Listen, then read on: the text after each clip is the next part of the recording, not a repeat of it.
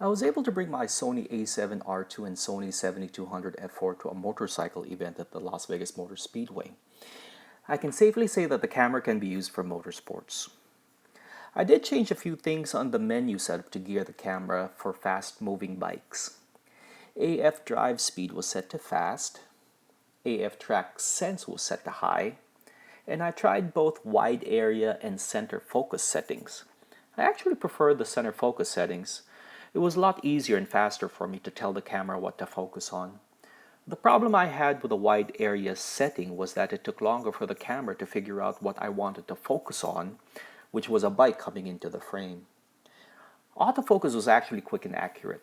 I think it can actually come close to my 1D Mark III. As soon as I locked onto the bike, the camera was great keeping focus while I was tracking it. This comes in handy when I had bikes coming in quick succession. I didn't like the electronic viewfinder blackout time.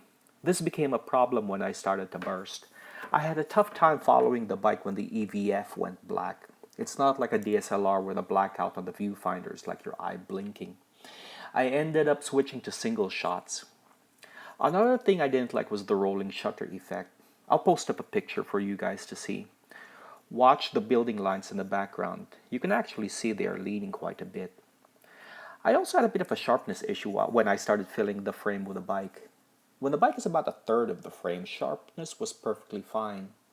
Once I get it to about 3/4 of the frame, the sharpness tapers off a little bit. I'm thinking this is a problem with the lens and not the camera. I'm hoping Sony makes an f2.8 E-mount version of the 7200. The camera definitely needs a grip. My pinky finger was hanging freely when I was taking pictures. After about an hour of taking pictures, it started to get numb because of the position it was in. A minor complaint was the folder management system. As a professional event photographer, I like to keep different sessions in different folders so I can sort pictures easily. The Sony doesn't make this convenient. I was also able to do some things with my battery life. I set the camera to use the EVF only. I discovered I also like the silent shooting option. Please note that you can't burst if you have the camera set to silent shooting. After an hour shooting, I only had a 30% drain on my battery. A full day will definitely use 2 or more batteries.